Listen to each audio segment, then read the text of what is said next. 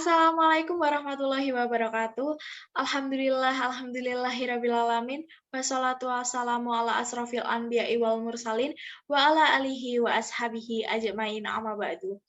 Marilah pertama-tama kita panjatkan puja dan puji syukur kehadirat Allah Subhanahu wa taala yang telah melimpahkan rahmat, taufik dan hidayahnya kepada kita semua sehingga kita pada sore hari ini dapat berkumpul bersama dalam keadaan sehat walafiat tidak kurang suatu apapun.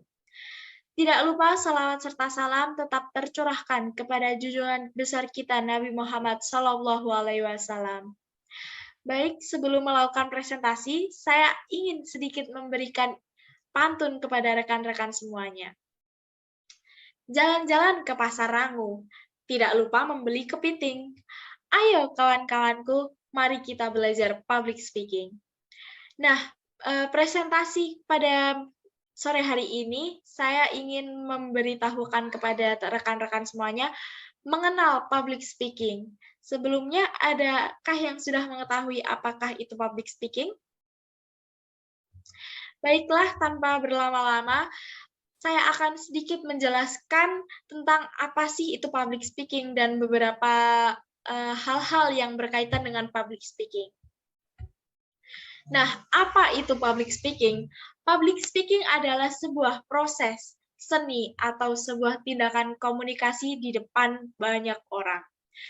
Jadi, seseorang atau seorang public speaker nantinya akan memberikan informasi yang sudah mereka dapatkan atau materi yang sudah mereka kuasai yang nantinya akan dibagikan kepada audiens mereka di depan audiens-audiens yang banyak. Nah, sebenarnya kita perlu nggak sih belajar public speaking? Pentingkah public speaking untuk diri kita? Jawabannya adalah penting, karena public speaking saat ini sudah sangat banyak sekali digunakan oleh banyak orang. Dan selain itu, public speaking memang memiliki banyak sekali manfaat. Berikut adalah benefit-benefit belajar public speaking. 1, membuat seseorang menjadi lebih percaya diri. Belajar public speaking memang membuat seseorang menjadi lebih percaya diri. Nah, seorang public speaker memang dituntut untuk menjadi lebih percaya diri, terutama di hadapan audiensnya. Kemudian, seseorang menjadi tidak mudah takut.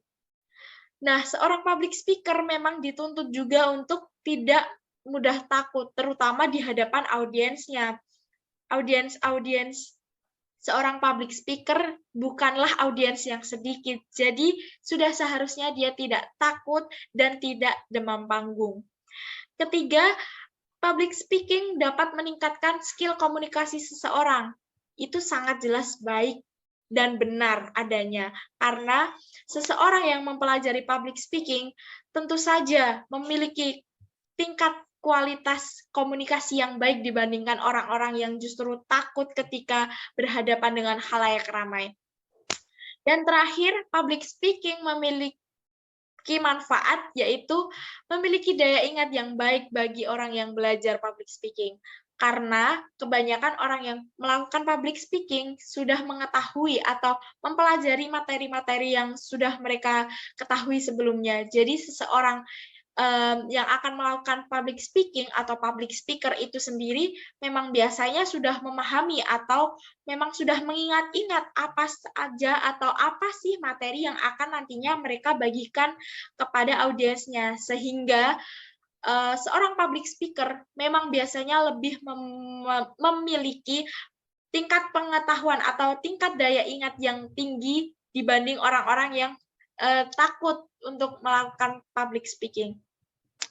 Lantas, untuk melakukan public speaking, ada nggak sih hal-hal yang mesti kita pelajari atau poin-poin penting apa aja sih yang dapat kita pelajari dalam public speaking? Berikut adalah poin-poin penting belajar public speaking. Nah, hal penting yang dapat kita lakukan dalam mempersiapkan materi public speaking diantaranya adalah kita dapat mengenal metode-metode public speaking. Apa aja sih metode public speaking? Nah, metode public speaking ini membantu seorang public speaker dapat lebih mempersiapkan kembali apa aja materi yang nantinya akan mereka persiapkan dan bagaimana sih gaya mereka dalam menyampaikan informasi mereka kepada audiensnya. Metode public speaking itu sendiri dibagi menjadi 4. Yang pertama adalah metode manuskrip, di mana metode manuskrip itu sendiri nantinya akan membuat public speaker nantinya dapat menyampaikan informasi kepada audiensnya menggunakan naskah. Jadi seorang public speaker dengan metode manuskrip dapat menyampaikan naskah atau dapat menyampaikan informasi yang berada di naskah mereka kepada audiensnya. Kedua ada metode memoriter, di mana seorang public speaker di sini dengan metode memoriter ini dituntut untuk menghafal materi-materi apa yang akan disampaikan kepada audiensnya. Dan ketiga ada metode impromptu, di mana metode ini biasanya sudah digunakan oleh public speaker yang memang sudah memiliki jam tayang yang tinggi atau mungkin sudah jago dalam public speaking. Karena metode impromptu ini adalah metode public speaking yang dimana public speaker-nya tidak menggunakan persiapan apapun. Jadi mereka melakukan public speaking dengan cara improvisasi dan spontanitas. Keempat adalah metode ekstemporan. Nah, ekstemporan ini biasanya adalah metode yang dilakukan oleh public speaker yang dimana biasanya mereka sudah melakukan hasil-hasil riset terlebih dahulu dengan bukti-bukti penelitian, dan biasanya memang metode ini hanya dilakukan untuk melakukan presentasi, begitu. Nah, kemudian ada poin penting belajar public speaking, yaitu audience identification. Nah, kita harus melakukan riset audiens terlebih dahulu sebelum melakukan public speaking, karena kita harus bisa menarik perhatian para audiens kita dengan cara kita dapat seperti mengetahui kebiasaan-kebiasaan mereka. Nah, riset audiens ini sangat membantu kita untuk lebih menarik perhatian audiens kita. Jadi kita juga mengetahui dari mana mereka berasal, siapa saja sih audiens kita, umur berapa audiens kita. Nah, riset audiens ini dibagi menjadi 4 hal. Yang pertama adalah riset domisili, yang artinya riset domisili ini kita dapat mengklasifikasikan atau mengkelompokkan audiens kita berdasarkan dengan tempat tinggal mereka, bahasa apa yang mereka gunakan, terus kemudian adat kebiasaan apa yang mereka lakukan. Kedua adalah riset demografis, yang dimana nantinya kita akan mengklasifikasikan audiens kita berdasarkan jenis kelamin, umur mereka berapa, dan masih banyak hal lainnya. Seperti contohnya adalah ketika kita melakukan public speaking kepada usia lansia, nah kita harus menyesuaikan apa saja isi materi yang nantinya dapat kita sampaikan kepada orang-orang yang berusia lanjut ini. Jadi kita tidak seenaknya melakukan public speaking, misal audiens kita berusia lanjut, jangan kita beri tentang materi tentang anak-anak muda zaman sekarang. Nah, kemudian ada juga riset yang ketiga adalah psikografis, di mana kita mengklasifikasikan audiens kita berdasarkan gaya-gaya hidup mereka, kelas-kelas sosial mereka.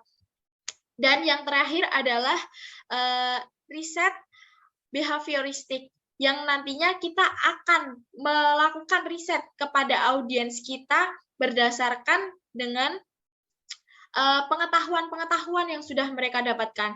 Semisalkan kita sedang melakukan public speaking di hadapan para remaja SMA, nah kita juga harus bisa memberikan materi-materi yang sekiranya memang sudah digapai oleh para remaja SMA.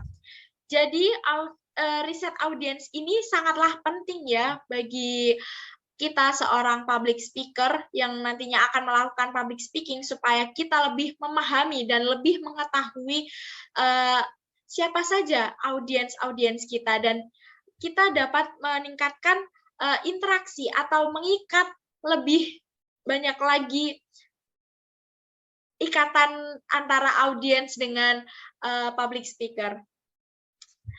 Selanjutnya adalah elemen vokal, di mana elemen vokal ini sangat penting ketika kita melakukan public speaking. Jadi kita tidak seenaknya sendiri dalam melakukan public speaking.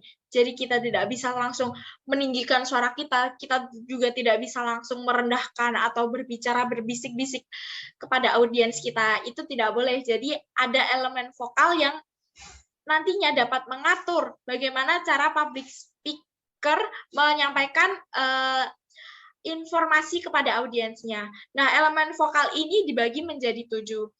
Yang pertama adalah rate, yang artinya adalah tempo ketika kita berbicara. Jadi, cepat atau lambatnya suara ketika kita menyampaikan informasi itu juga sangat perlu diperhatikan ketika melakukan public speaking. Yang kedua adalah artikulasi. Nah, artikulasi ini artinya adalah kejelasan kata, kejelasan kalimat yang kita keluarkan atau kita utarakan supaya audiens kita mampu memahami apa sih yang sudah kita sampaikan. Ketiga adalah tone, yang artinya adalah emosi dari suara kita. Kita mampu membawa audiens kita untuk merasakan emosi-emosi seperti ketika kita meningkatkan emosi, kita menjadi semangat supaya audiens kita juga bersemangat, atau mungkin kita meningkatkan emosi suara kita menjadi sedih supaya audiens kita juga ikut prihatin atau sedih. Kemudian ada juga volume. Volume adalah keras dan lirihnya suara kita. Jadi seorang public speaker tidak boleh memiliki suara yang terlalu lirih ataupun terlalu keras kepada audiensnya.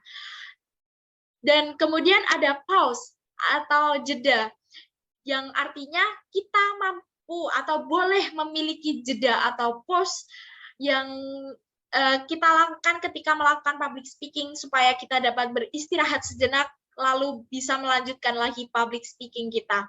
Kemudian ada pitch atau tinggi rendahnya suara kita. Dan yang terakhir adalah intonasi. Intonasi adalah nada suara kita atau nada suara yang kita gunakan ketika melakukan public speaking. Jadi lebih baik untuk seorang public speaker, nada suaranya sedang-sedang saja. Jika memang tidak terlalu membahas sesuatu yang serius, kemudian jika memang ada harus menekankan sesuatu, maka kita harus benar-benar menekankan kata-kata itu. Begitu. Selanjutnya, ada goals of public speaking atau harapan-harapan apa aja yang dapat kita berikan kepada audiens kita melalui public speaking. Nah, harapan dari public speaking itu sendiri adalah satu, public speaker dapat memberikan informasi kepada kepada audiensnya, maaf.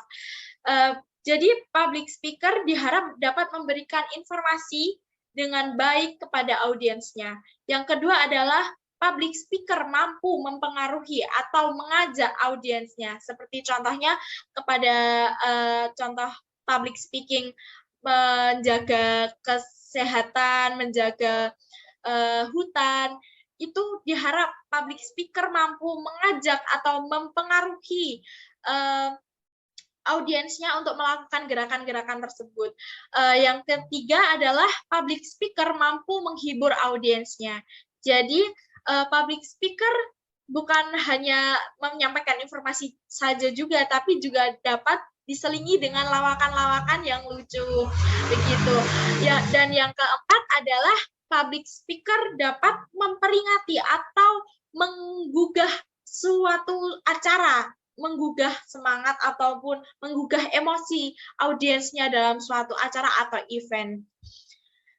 Nah, sesuai dengan tujuan-tujuan atau harapan dari public speaking tadi, berikut adalah profesi-profesi yang sekiranya memang benar-benar dapat digunakan oleh public speaker. Salah satunya adalah pembawa acara atau MC. Nah, MC ini profesinya memang diharapkan untuk dapat membawakan suatu acara yang dapat diharapkan memberikan informasi atau dapat menghibur audiensnya.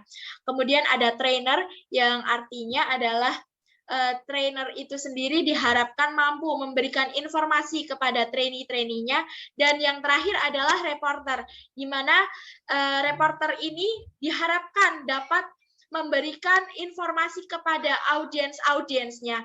Nah, kemudian selain profesi-profesi ini, ada juga banyak sekali profesi yang memang memiliki banyak sekali ketertarikan di bidang public speaking, yang nantinya biasanya pada zaman sekarang public speaking sudah dimasukkan dalam kriteria lowongan kerja. Jadi bukan hanya 3 profesi ini saja, tapi masih banyak sekali profesi yang memang menggunakan public speaking. Sekian yang dapat saya sampaikan kepada teman-teman dan rekan-rekan semuanya. Jika ada salah kata, saya mohon maaf. Terima kasih atas perhatiannya. Semoga apa yang dapat saya sampaikan dapat berkenan kepada teman-teman semuanya. Terima kasih. Wassalamualaikum warahmatullahi wabarakatuh.